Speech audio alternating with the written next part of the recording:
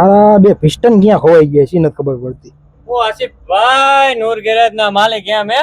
ભાઈ ભાઈ હેડ bed piston બધું કાઢ નાખ્યું. ફૂલ પાવરફુલ કારીગર. હાલો ને, વાંધો નહીં આવે. પાવરફુલ કારીગર કાંઈલા શું થયું? તારો હમણાં કહું યાર હેડ ખોલ્યો ત્યારે આમાં 4 પિસ્ટન હતા. અરે હોય જ નહીં હવે. પણ આ તાર સાંભળ તો ખરી, આમાં 2 પિસ્ટન વચ્ચા છે. મેં તને કીધું તું એમ તે કર્યું હોય તો કોઈ દી વાંધો ન આવે. YouTube માં કીધું તું. મેં તને ખબર કીધું તું YouTube પર જોઈન કરવાનું બધું.